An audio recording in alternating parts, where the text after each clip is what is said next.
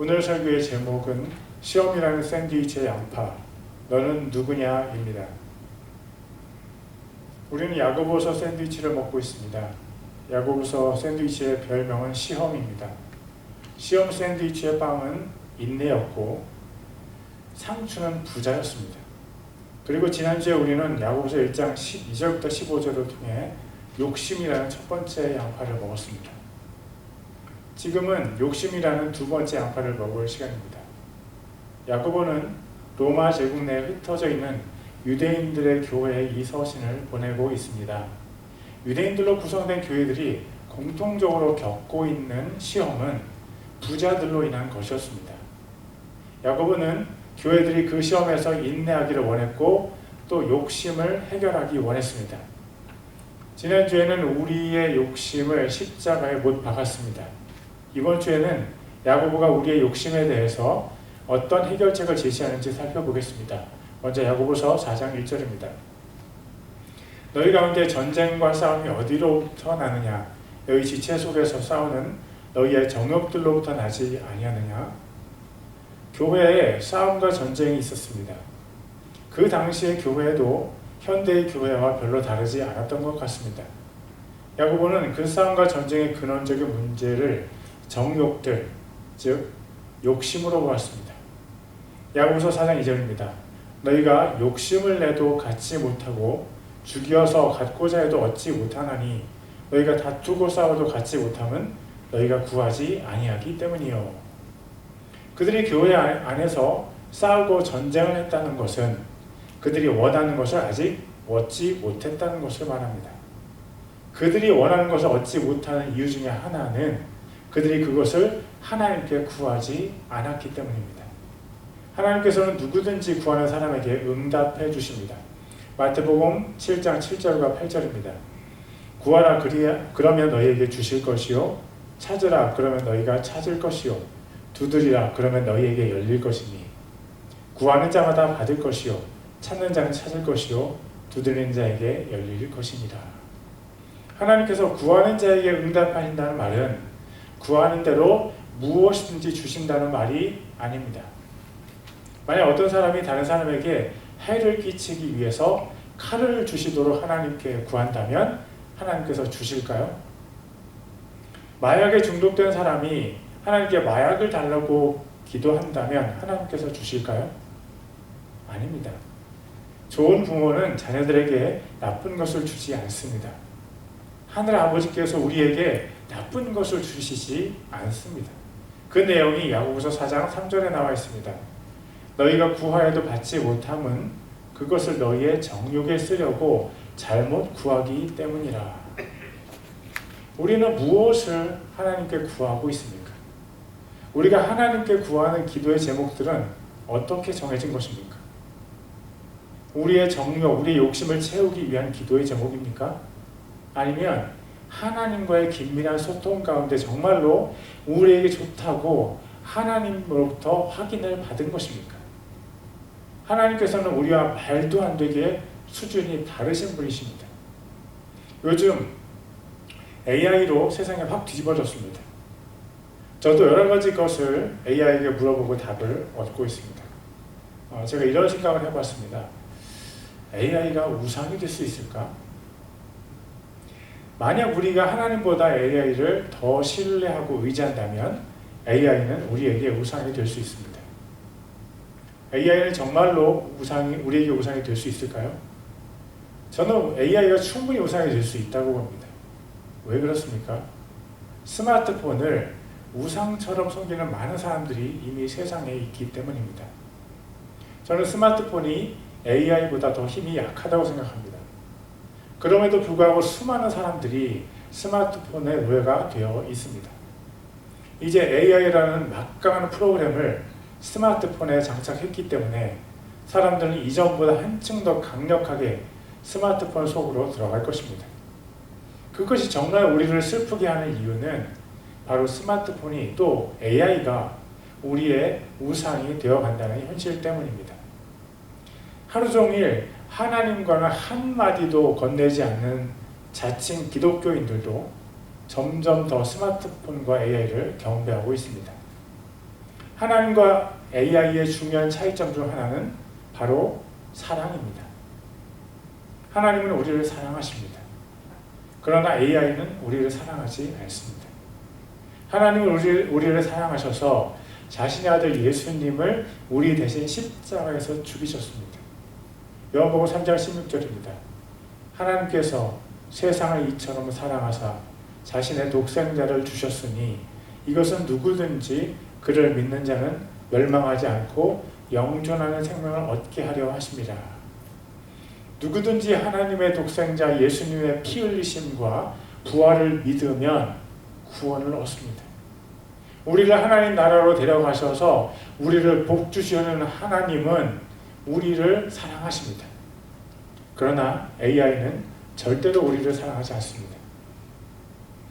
지난 2월까지 3년간 12명의 사람들이 AI와 대화한 후에 자살을 했다는 이야기를 읽어보았습니다.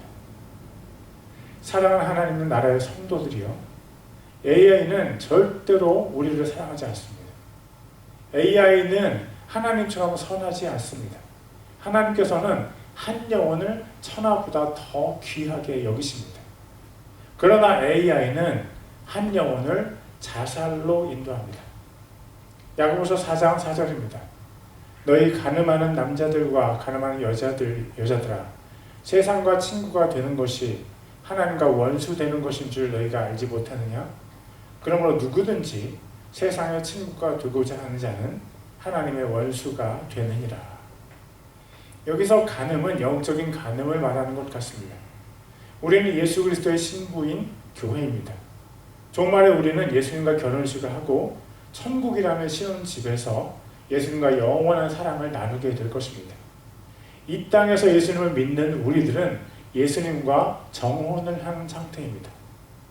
신랑이신 예수님께서 다시 오실 때를 기다리며 우리 자신을 깨끗하게 하면서 신부로 준비하고 있습니다. 그런데 어리석은 신부들도 있습니다.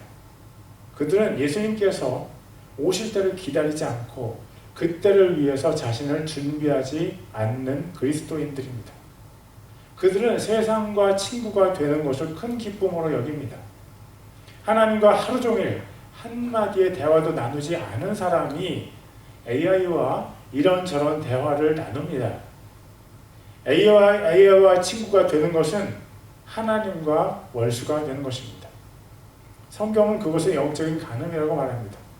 우리가 세상과 친구가 되었을 때, 우리가 영적인 간음을 했을 때 하나님께서는 우리에게 무슨 말씀을 하시겠습니까? 야고보서 4장 5절입니다. 너희는 성경 기록이 우리 안에 거하는 영이 시기하시기까지 욕심을 내느니라 하고 헛되이 말하는 줄로 생각하느냐? 우리의 안에 거하시는 성령님의 갈망, 우리를 향하는 갈망이 엄청나게 강하십니다. 우리를 향한 성령님의 갈망이 얼마나 강하냐면 그 갈망이 시기가 될 정도로 강하십니다. 누가 시기합니까?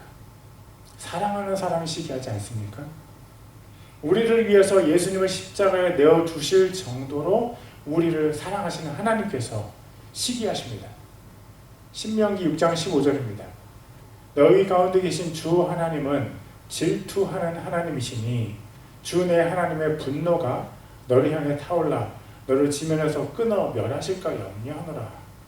하나님의 질투가 언제 우리를 향한다는 말씀입니까?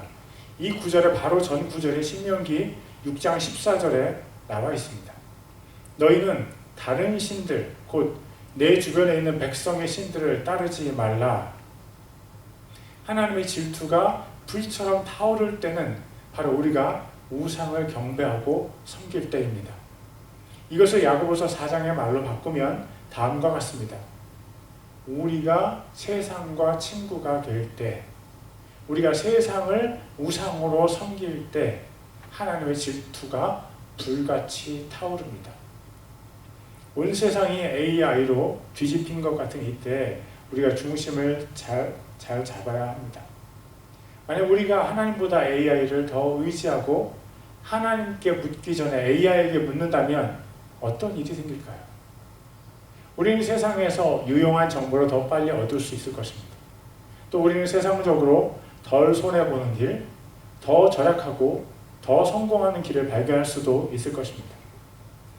그러나 만약 그 길이 우리를 유혹해서 하나님으로부터 우리를 떼어놓는 일이 생긴다면 하나님께서 얼마나 슬퍼하시겠습니까? 그리고 하나님의 질투가 불처럼 타오르지 않겠습니까? 창세기 3장 9절과 10절입니다. 주 하나님께서 아담을 부르시며 그에게 이르시되 내가 어디 있느냐 하시니 그가 이르되 내가 동산에서 하나님의 음성을 듣고 벌거벗었으므로 두려워하여 숨었나이다 하거늘. 제가 오늘 AI로 예를 들어서 설명했지만 세상적인 욕심이 우리를 하나님으로부터 멀리 떨어뜨려 놓는 것은 사실입니다. 하나님의 눈은 항상 우리를 향하십니다. 내가 어디 있느냐? 하나님의 귀는 항상 우리를 향하십니다. 내가 어디 있느냐? 우리를 너무나 강렬하게 사랑하시는 하나님께서 우리가 하나님보다 세상을 더 사랑할 때 불같이 분노하십니다. 우리의 마음이 중요합니다. 우리의 마음이 무엇으로 꽉 차 있습니까? 만약 우리의 마음이 성실하신 하나님, 사랑이신 하나님, 거룩하신 하나님으로 꽉 차 있다면 얼마나 좋을까요? 우리의 마음이 하나님을 향한 사랑으로 뜨겁게 차오른다면 하나님께서 얼마나 기뻐하실까요? 만약 우리가 시시때때로 하나님을 바라보면서 그분을 향한 사랑을 고백한다면 얼마나 감격스러운 일일까요? 그러나 우리는 너무나 자주 우리 신랑이신 예수님을 외롭게 합니다. 우리의 영원한 사랑이신 그분을 우리는 너무 쉽게 대우합니다. 마치 순결을 너무 가볍게 여겼던 창녀 고멜처럼 우리의 생각은 너무 쉽게 세상으로 가득 차버립니다. 세상을 향한 사랑, 우리가 가진 세상적인 욕심이 교회를 시험에 빠뜨리는 불쏘시개입니다.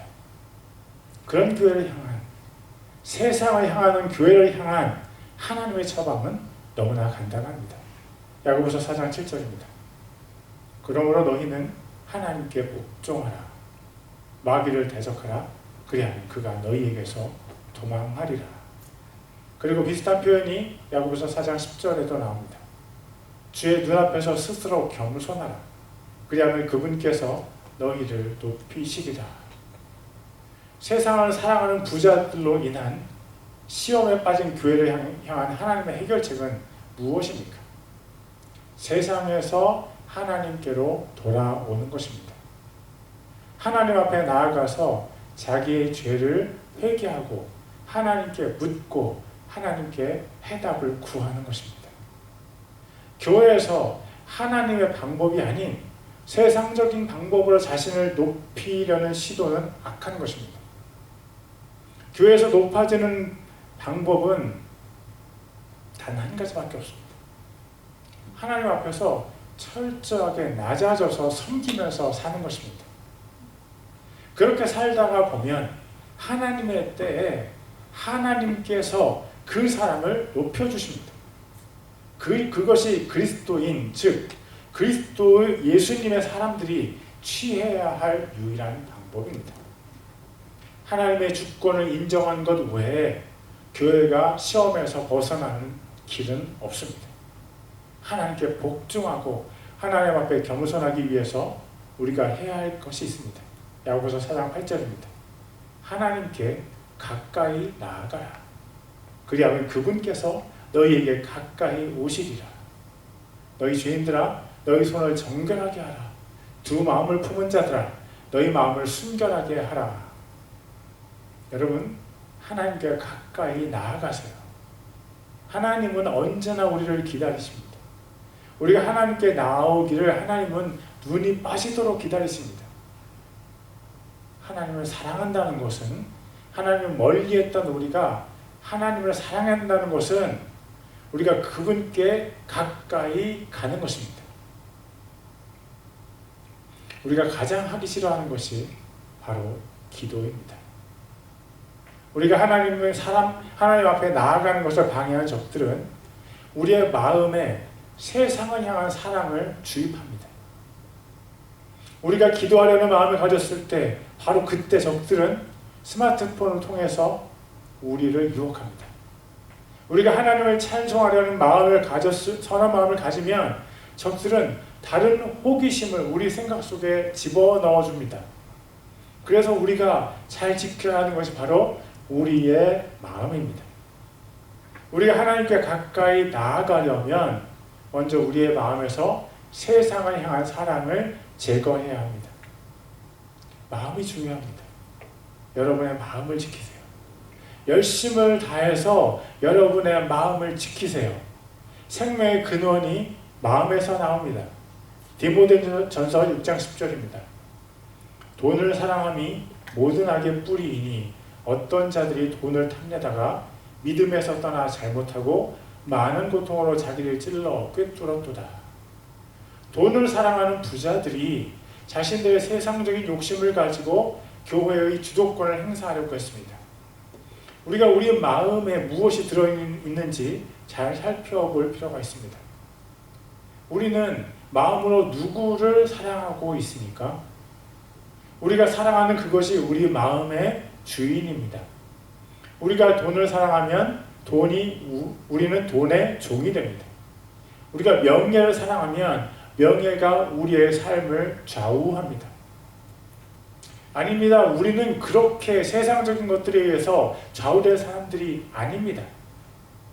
우리는 살아계신 하나님의 종들입니다. 우리는 그리스도 예수님의 신부들입니다. 우리는 하늘의 권세와 땅의 권세를 가지신 예수님과 함께 이 땅을 정복할 그리스도의 군사들입니다. 무엇이 우리에게 중요합니까? 오직 하나님께서 우리에게 맡겨주신 사명이 중요합니다. 우리 마음에 무엇이 있어야 합니까? 우리 마음에 오직 하나님 사랑으로 가득 차야 합니다. 그래야 우리가 하나님께서 우리에게 맡기신 사명을 감당할 수 있습니다. 한순간이라도 우리의 마음을 세상에 빼앗겨서는 안 됩니다. 야고보서 4장 12절입니다. 율법을 주시는 이가 한 분 계시는데 그분께서 능히 구원하기도 하시며 멸하기도 하시느니라. 남을 판단하는 너는 누구냐? 야고보는 우리를 향하여 한 가지 질문을 던집니다. 너는 누구냐? 여러분, 우리는 누구입니까? 잊어버리지 말고 잘 기억하세요. 우리는 누구입니까? 우리는 세상의 소금입니다. 마태복음 5장 13절입니다. 너희는 땅의 소금이로되 만일 소금이 제맛을 잃으면 무엇으로 그것을 짜게 하리요? 그 뒤에는 그것이 아무 쓸모 없으므로 버려져서 사람들의 발밑에 밟힐 뿐이니라. 우리는 세상의 빛입니다. 마태복음 5장 14절입니다. 너희는 세상의 빛이니 산 위에 세운 도시가 숨겨지지 못하리라. 우리는 하나님의 자녀입니다. 요한복음 1장 12절입니다. 그분을 받아들인 자 곧 그분의 이름을 믿는 자들에게는 다 하나님의 아들이 되는 권능을 그분께서 주셨으니 우리는 포도나무이신 예수님의 가지입니다. 요한복음 15장 5절입니다. 나는 포도나무여 너희는 가지니라.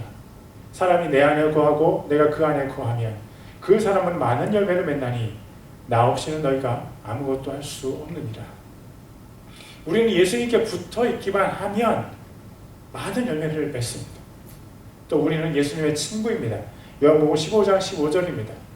이제부터는 내가 너희를 종이라 하지 아니하리니 종은 자기 주인이 하는 것을 알지 못하느니라. 오히려 내가 너희를 친구라 하였나니 이는 내가 내 아버지께 들은 모든 것을 너희에게 알려주었기 때문이라. 우리는 죄의 종이 아닙니다. 의의 종입니다. 로마서 6장 18절입니다. 이로써 죄로부터 해방되어 의의 종이 되었느니라. 이 말은 우리가 하나님의 종이라는 말입니다. 로마서 6장 22절입니다.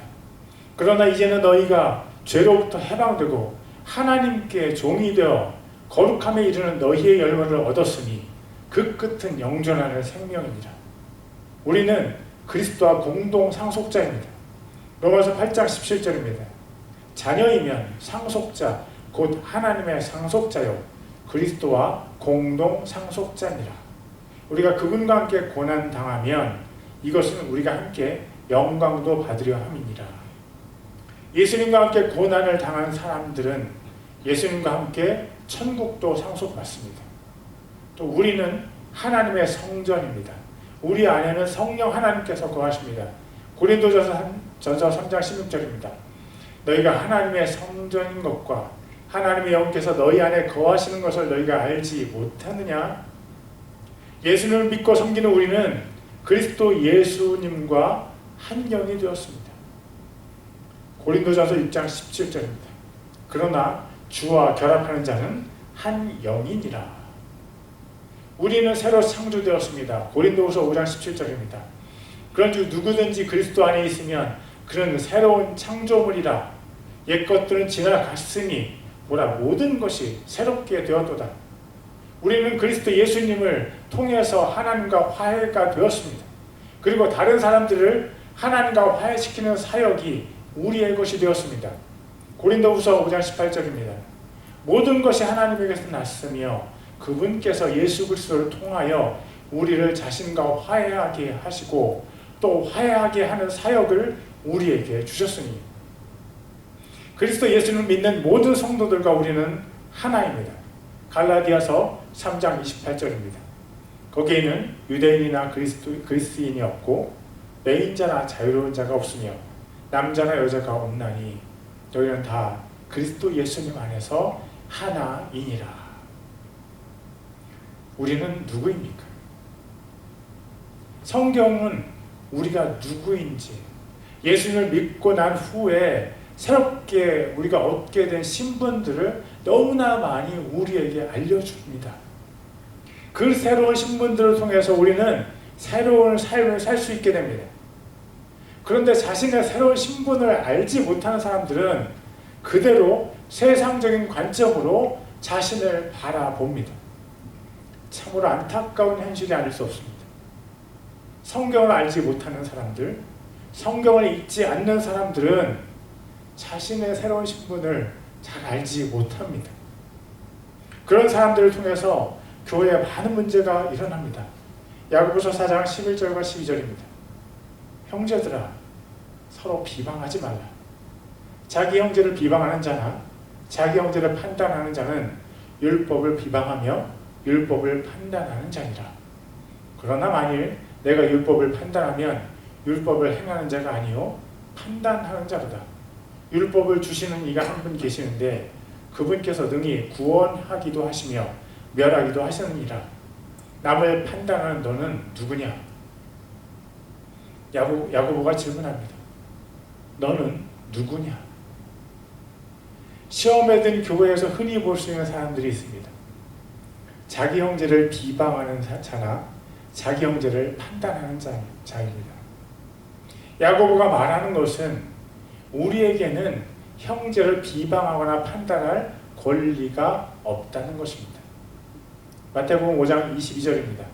나는 너희에게 이르노니 누구든지 아무 까닭 없이 자기 형제에게 화를 내는 자는 심판의 위험에 처하게 되고 누구든지 자기 형제에게 라가하고 말하는 자는 공회의 위험에 처하게 되거니와 누구든지 너 어리석은 자여 하고 말하는 자는 지옥불의 위험에 처하게 되리라. 우리는 하나님으로부터 많은 권리를 상속받았습니다. 예수님과 함께 고난받을 권리도 함께 예수님과 함께 고난받을 권리와 함께 천국도 상속받았습니다. 셀 수 없는 수많은 유산이 하나님으로부터 우리에게 주어졌습니다.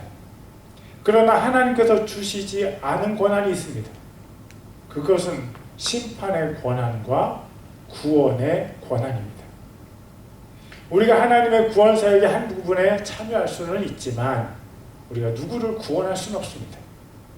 마찬가지로 우리가 하나님의 심판 사역에도 한 부분을 담당할 수는 있습니다. 이스라엘은 아말렉 족속을 멸하라는 명을 받아서 그들을 이 땅에서 멸했습니다. 그렇지만 아말렉 족속의 영원한 심판은 오직 하나님의 권한입니다. 반드시 하나님의 명령이 있을 때만 우리는 하나님의 심판의 한 부분만 참여할 수 있습니다. 우리 자신에게는 절대로 심판의 권한이 없습니다. 그러므로 우리가 월권을 행사할 때는 오히려 우리 자신이 하나님의 심판을 받습니다. 그래서 형제에게 화를 내는 사람이 심판을 받고 형제에게 욕하는 사람이 공회의 심판을 받습니다. 또 형제에게 어리석은 자여 라고 말하는 사람이 지옥에 가는 것입니다.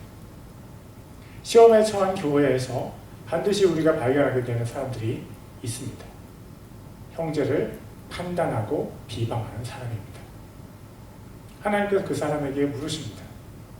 너는 누구냐? 누가 내게 심판의 권한을 주었느냐? 교회가 시험에 들 때 어떤 사람들은 분명히 억울하다는 생각을 합니다. 또 어떤 사람들은 피해를 받았다고 생각합니다. 또 다른 사람들은 일처리가 잘못되었다고 생각합니다. 교회가 시험에 들 때 그리스도의 종인 우리들은 어떻게 반응해야 합니까? 침묵해야 합니다. 왜 그렇습니까? 하나님께서 우리에게 심판의 권한을 주지 않으셨기 때문입니다. 제가 말하는 침묵은 더 나은 해결책을 상의하지 말라는 말이 아닙니다. 교회는 성경적인 방법에 따라서 발생한 문제들을 잘 상의하고 해결해야 합니다. 제가 말하는 침묵은 비방이나 정죄를 하지 말라는 것입니다. 왜 그렇습니까? 하나님께서 우리의 말을 모두 듣고 계시기 때문입니다. 하나님을 두려워하세요. 사랑의 하나님이시지만 동시에 심판하시는 하나님이십니다. 우리가 비방하고 정죄를 한다는 것은 우리 자신을 비방과 정죄를 할 수 있는 하나님의 위치에 올려놓는 것입니다. 그것은 우리 자신을 하나님의 위치에 올려놓는 것입니다. 별건 아니라고 생각할 수도 있지만 따지고 보면 무서운 죄입니다. 다른 사람을 비방하고 정죄하는 사람을 하나님께서 반드시 심판하십니다. 하나님을 두려워하세요. 그러고 싶을 때도 하나님을 생각함으로 침묵하세요. 오늘의 설교를 정리합니다. 부자들의 욕심으로 교회가 시험에 듭니다. 그때 부자들이 하나님께서 물으십니다. 너는 누구냐? 주제 파악을 잘한 성도는 끝까지 겸손하게 하나님을 섬깁니다. 우리가 누구인지 잘 알 때 교회가 시험에서 잘 빠져나올 수 있습니다.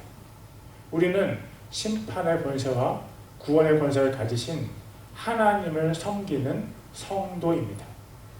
우리는 하나님이 아닙니다. 욕심에 미혹된 부자들을 향해 하나님께서 오늘도 물으십니다. 너는 누구냐? 기도하겠습니다.